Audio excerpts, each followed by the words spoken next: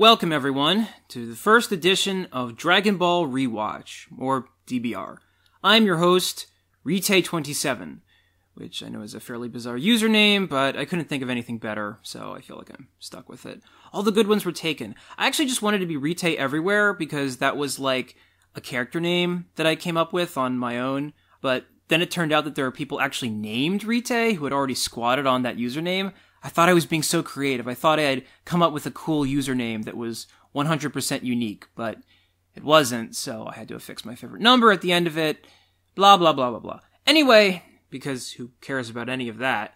As the name of the show implies, this is a podcast about Dragon Ball, and possibly Dragon Ball Z if it gets that far, in which yours truly will rewatch and review all 153 episodes of the original Dragon Ball anime series for your audio entertainment. And, once again, this is an area where I was beaten to the punch because there are many other Dragon Ball themed podcasts out there where the hosts are doing something very similar, but I'm hoping this is going to be the best of those. I can't prove that it will be yet.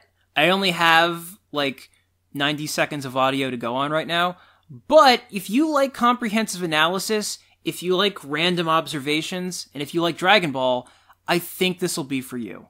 I'm making this podcast not only for myself, but for every other fan of this franchise who has not only watched every single episode of Dragon Ball and Dragon Ball Z, including the filler episodes, but has watched them all multiple times, maybe 3 times, maybe 4 times. This is a podcast dedicated to those of you to whom Dragon Ball and Dragon Ball Z aren't merely goofy Japanese cartoon shows. They're a part of your life. They're a part of your childhood. Dragon Ball Z especially. Dragon Ball Z was a friend that you ran home from school to hang out with. You structured your daily schedule so that you would be able to be in front of the TV when new episodes of DBZ dropped in the middle of the day on Cartoon Network. And you didn't merely watch DBZ. No, you devoted more of your viewing attention to DBZ than you have to anything else in your life. You specifically told people not to bother you when you were watching that show.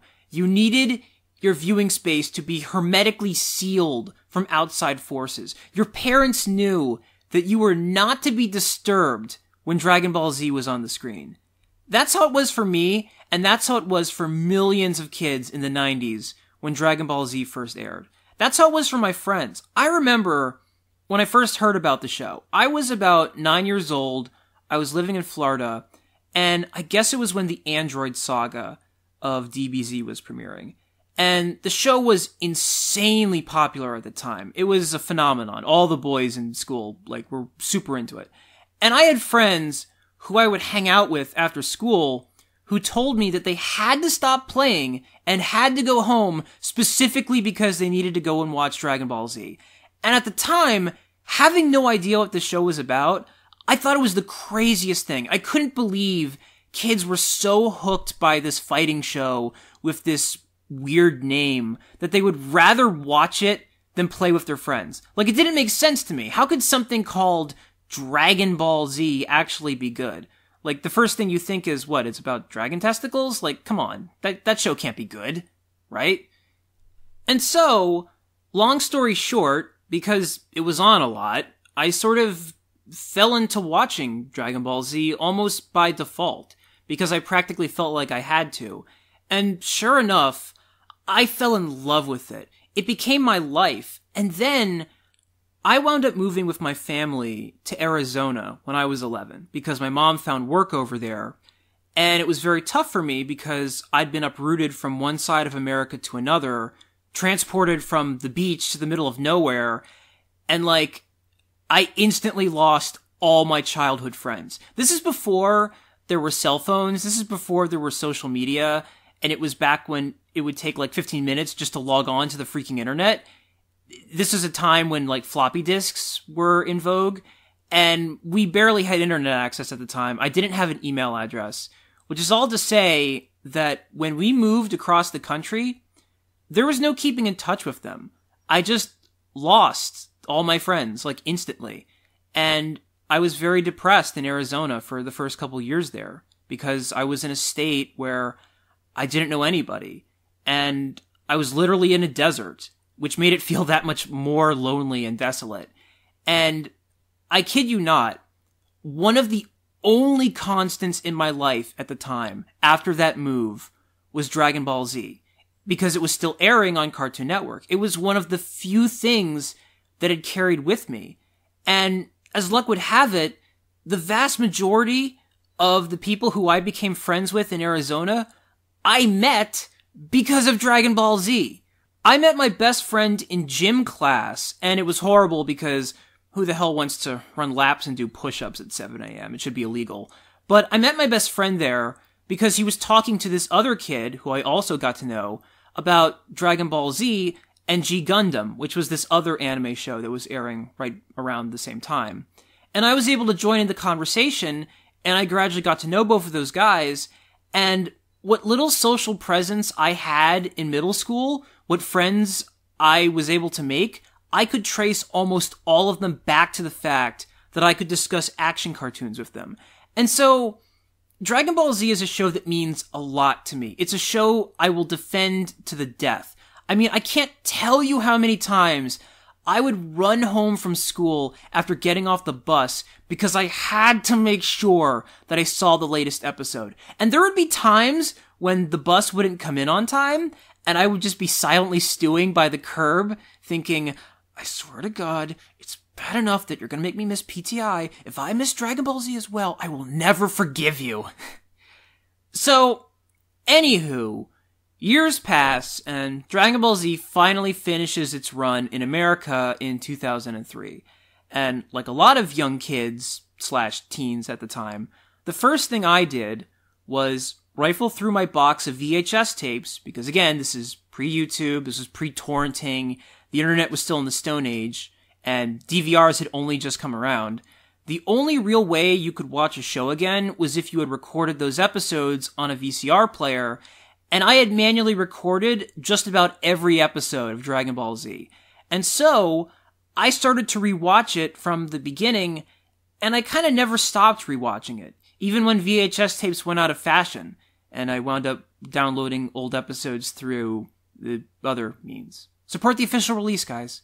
Every few years, I would go and revisit the show, and what's funny is that it never felt like Dragon Ball Z was really done, or that it was over, as much as it felt like it was a real ongoing saga that was always replaying itself, that was always there for you to jump back into it and reobserve if you wanted to. It felt timeless. That's why when the franchise got resurrected 15 years later with Battle of Gods and then Super, there was part of me that was like, I don't know if I need this. I mean, I liked it. I eagerly anticipated those things, but I also didn't think it was necessary, if that makes any sense.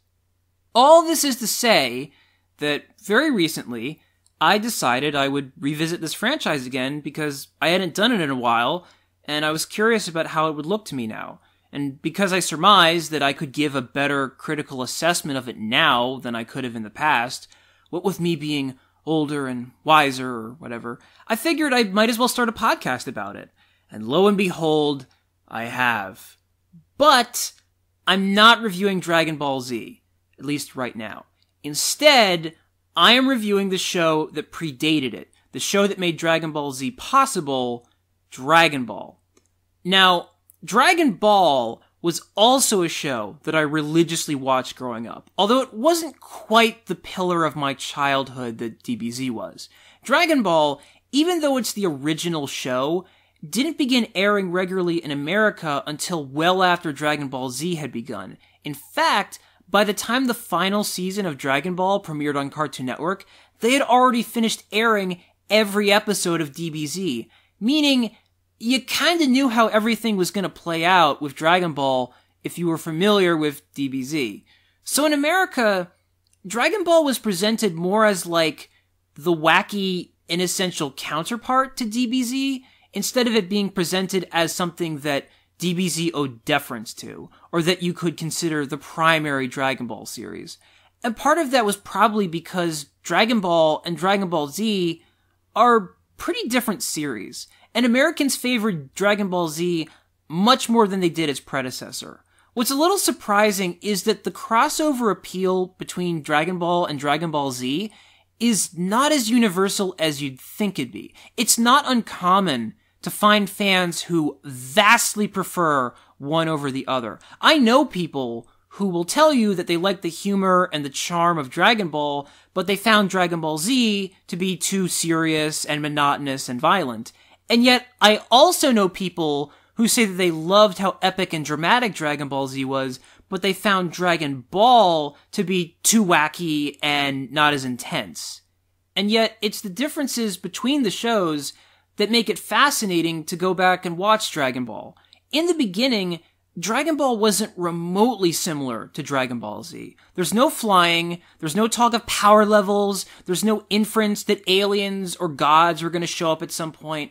It began as an adventure show that was loosely based on the Chinese fable Journey to the West. Even Goku's name is a variation of Sun Wukong, who is the main character in Journey to the West.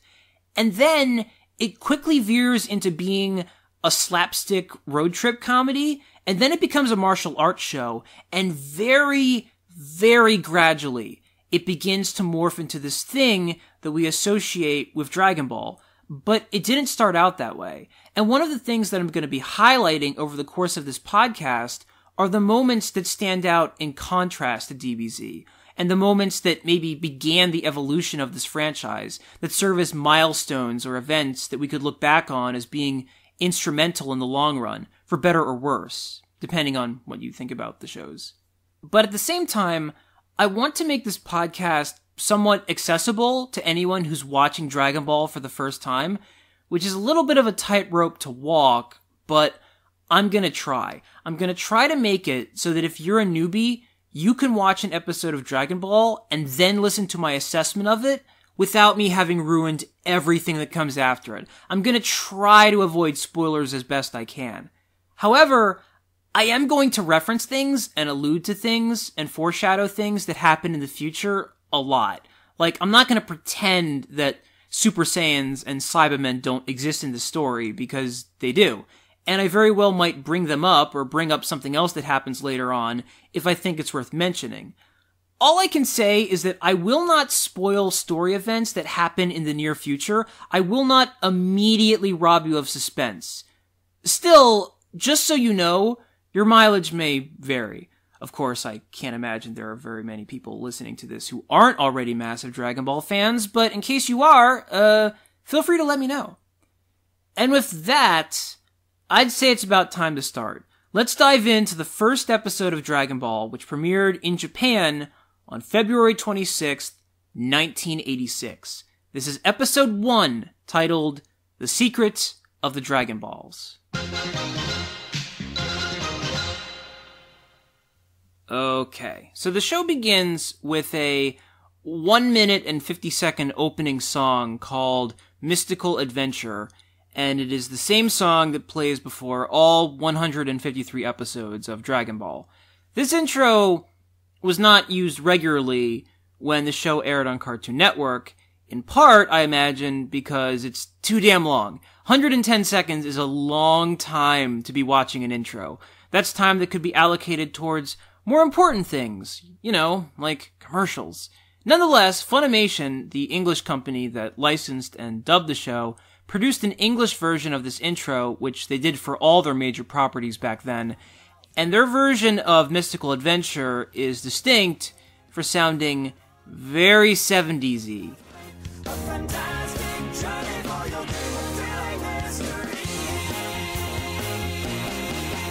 When I was growing up, there was a relative who would come over to our house who was super into 70s music, and he would always put on Peter Frampton, Phil Collins, Yes, Kansas, REO Speedwagon, Boston, stuff like that.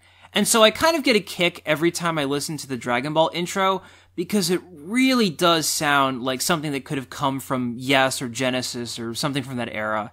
It's amusing to me. But anyway, the show starts, and right away, we are introduced to a little monkey boy who is living by himself in a hut in the mountains, in a land that is populated with dinosaurs. A chubby boy with spiky black hair and a brown tail, And his name, of course, is Goku. And you could make a compelling case that Goku is the single greatest anime character of all time, because he is the inspiration for an enormous amount of cartoon superheroes. There are other incredibly popular anime shows like Naruto and One Piece and Bleach that followed in the footsteps of Dragon Ball, and the creators of those mangas stated that they were heavily influenced by the character of Goku. And in America, the anime market didn't really open up until the late 90s when DBZ began airing on Cartoon Network and became a smash hit.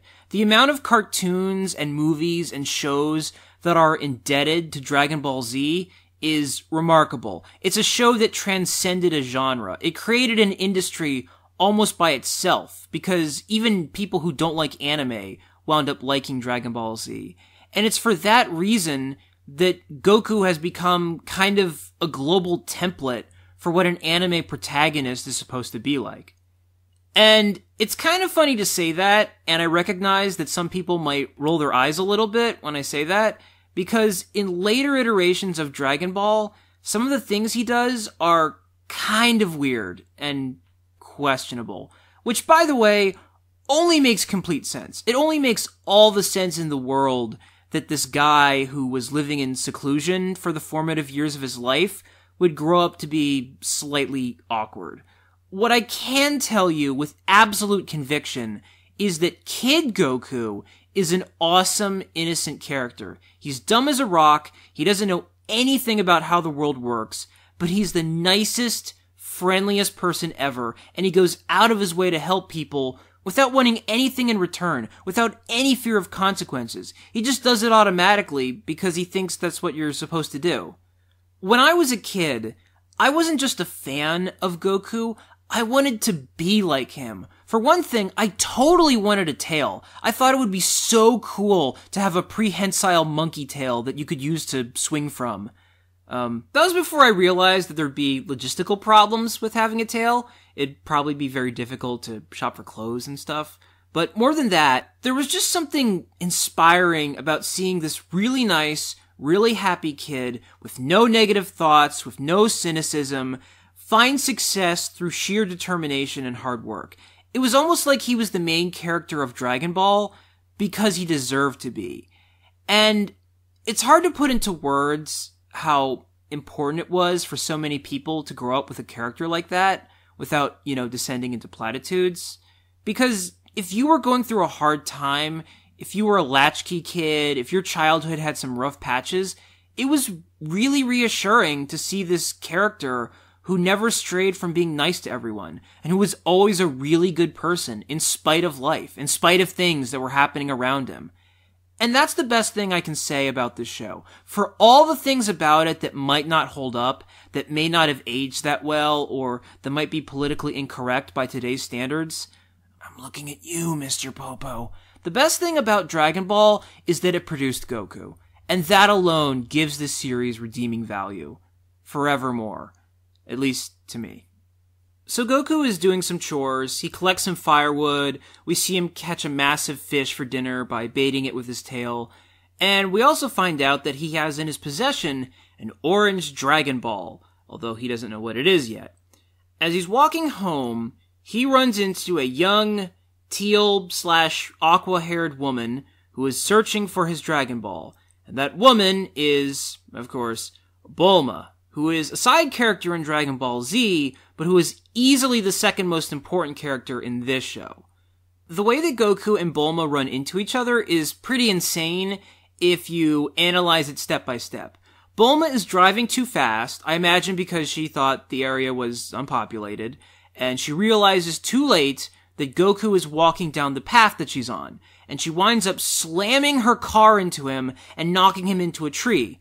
Fortunately, Goku is insanely strong, and this is where we realize this, because he picks up her car with her in it and throws it in retaliation. And because he's naive, he assumes that the car is like an evil monster. So he throws the car, and he's approaching it again, when Bulma pulls out a gun and shoots him multiple times, shoots this little kid. Again, fortunately for everyone, Goku is a juggernaut, and he comes away from this completely unscathed. This is the first of several times that we see something like this throughout the series.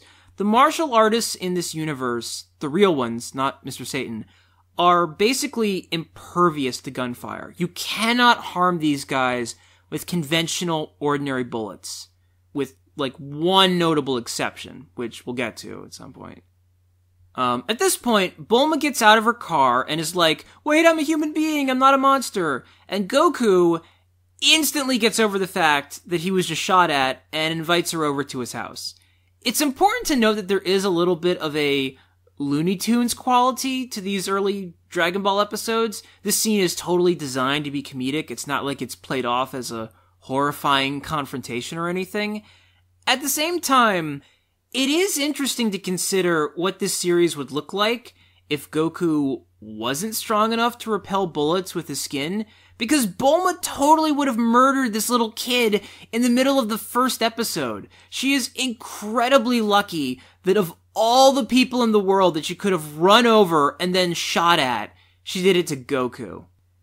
So, she and Goku are walking back to his house when a script change occurs that's worth reflecting on for just a second. Goku asks what her name is, and she says it's Bulma, and Goku laughs and is like, hey, that's a funny name, because in Japan, Bulma means bloomers, which is a type of underwear. In the Japanese version, Bulma says that she doesn't like her name either, and she expresses annoyance because she says she didn't want to reveal her name. In Funimation's English version, Bulma says that she thinks her name is elegant, and she expresses annoyance because she says her name is better than Goku, and that she doesn't like it being laughed at.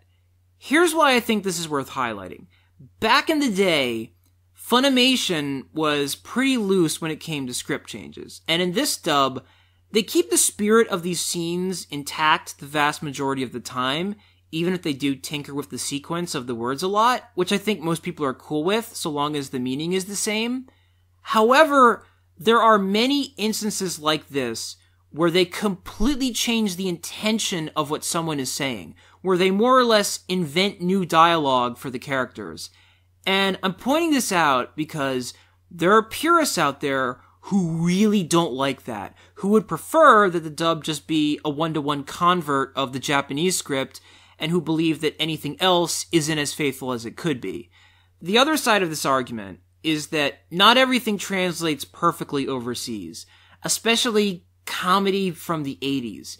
And Funimation would argue that their job was to present the best version of the show that they could to a Western audience, and that meant occasionally tinkering with things. So for instance, in this scene, it wouldn't be clear to Americans why Bulma isn't fond of her name, because we Americans don't know what her name means. We don't know that it means bloomers.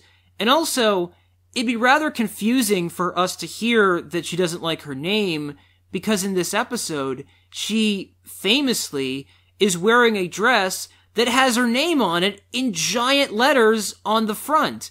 Which then begs the question, why is she wearing an outfit with her name on it in giant letters if she doesn't want anyone to know what her name is? I mean, it's not like she can't afford other outfits. She's very wealthy. So, this is one example of Funimation smoothing out the script for an American audience. The reason it's important for me to say all this is that in this podcast, I want you to know that I will be rewatching the English dub of Dragon Ball, which is occasionally quite different from the subtitled Japanese version, and I think you should be aware of that for the sake of transparency. So if there's like a moment in this series where, I don't know, Bulma professes her love for Goku, and it goes completely over my head and I don't talk about it, that is probably why. For what it's worth, I really like the English dub of Dragon Ball. It's one of my favorites. Not all the changes are great, and I'll touch on ones that I disagree with if I come to any. Most of them I can understand, but I do like that they punched up the dialogue, which I think most casual fans would agree was never the strongest aspect of the series to begin with. The best thing about the English dub is that it has Stephanie Nadolny doing the voice for Goku, and she brings a ton of goofy, excited energy to him that complements him really well. It's like the perfect marriage between voice artist and character, because he's happy like all the time. So, you know, you want someone who can accentuate that and really highlight how dorky and naive he is in ordinary situations, especially since so many of these episodes are comedic, and that's exactly what she does. It's really fun to listen to him say ridiculous things in this series, which he does all the time, because he barely knows anything about the world. He seriously tells Bulma that she's the first person he's ever seen who wasn't his grandpa, and that he doesn't even know what a girl is. Speaking of, Bulma and Goku enter his house, and it's there that Bulma spots his 4-star Dragon Ball, which up until now, Goku believed held his dead grandpa's spirit in it. And it's here that Bulma reveals that she has 2 other Dragon Balls with her, and that if you gather all 7 of them in one spot, you can summon the Eternal Dragon, who will then grant you any wish that you desire. And she says that she wants to gather them all so that she can wish for a boyfriend. But Goku doesn't want to part ways with his Dragon Ball because it's like a precious heirloom to him. So Bulma is like, I really want that ball. I know, I'll use him. I'll tell him that he should come with me on the hunt for the remaining Dragon Balls, and it'll be a great adventure and a lot of fun, when really, I only want him to come with me so that I can eventually use his ball to make my wish, and also so I can exploit his super strength for my benefit in case I run into any trouble. So she asks if he wants to tag along, and he's like, yeah, that sounds like fun. So they set off. We recognize through this that Bulma is a little manipulative and superficial, but she's also very independent and assertive, and that's kind of why we like her, or grow to like her. She represents the audience better than anyone in this series. She's the only member of the main cast who isn't a fighter or isn't some sort of talking magical creature. She's really the only person who can assess some of these crazy situations from the same perspective that we can. This holds true for Dragon Ball Z as well. Although, it is funny to think of her as relatable when she's also a brilliant scientist and one of the wealthiest people on the planet, but, you know, only in the Dragon Ball universe, where everyone is like a superhero, would the billionaire be the voice for the commoner. Okay, so long story short, she and Goku step outside, where she produces a case of miniature capsules. She takes one of the capsules and throws it, and upon impact, there is a puff of smoke and a bomb sound effect, and the capsule instantly turns into a motorcycle for them to ride on.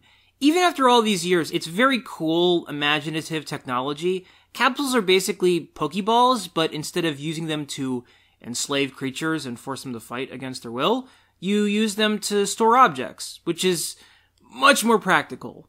What's interesting here is that in the Japanese version, aka the sub, as I will refer to it from now on, Bulma calls them hoi poi capsules. In the dub, they're called Dino Caps. I had totally forgotten that in Dragon Ball, capsules are called something else at first, because in virtually every other iteration of this franchise, they're just called capsules, at least in the English version. It's almost like in the beginning, they were like, well, we need to distinguish it from other capsules, so we'll call it this other thing. And then later on, as the series progressed, they're like, you know what, screw it, they're just capsules. And after riding on the bike for a little while, Bulma stops so that she can find a place to pee, and it's as she's about to do this that a talking pterodactyl abducts her. And Goku winds up chasing after her and killing the pterodactyl with his one and only weapon, besides his fists, his power pole, which can extend and retract on command, and which he uses to smack the pterodactyl into a ravine. The power pole is one of the quintessential objects from this original series. When you think of Kid Goku, there are 3 things that immediately distinguish him from his adult self. His tail, the power pole, and his levitating mode of transportation, which we'll get to in the next episode. ...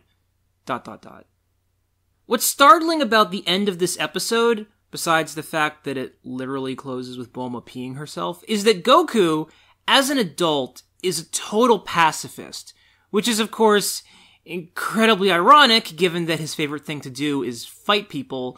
But yes, one of the signature defining traits of the Goku from Dragon Ball Z is that he does not like to kill people. He spares his enemies all the time. He will not finish you off unless he absolutely has to, which is why, spoiler alert, he doesn't kill that many enemies in Dragon Ball Z. or as many as you think he does. But in Dragon Ball, as a kid, he was not hesitant to murder bad guys. He does it all the time in Dragon Ball. And if you go and look at a list of all the villains that he kills, just about all of them are from when he was a kid. It wasn't until he got older that he developed his Vash the Stampede-esque mentality of refusing to kill people, even if they're pure evil. Kid Goku, on the other hand, doesn't resist doing it that much. He has much more of a killer instinct. Adult Goku almost certainly would not have killed that pterodactyl.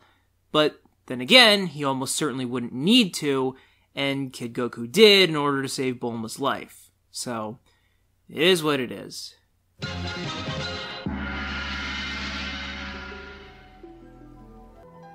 And that's all I have to say for now. So, thanks for listening, and now I will close this episode the way I plan to close every edition of DBR, with the best 5-second stinger I can find from the English dub of the episodes that I just reviewed. And if you're thinking to yourself, hey, this kind of sounds like what they do at the end of The Daily Show, that's because it totally is. Here it is, without further ado, your moments of Senzu. Golly, girls sure are strange. Well, anyway, let's go.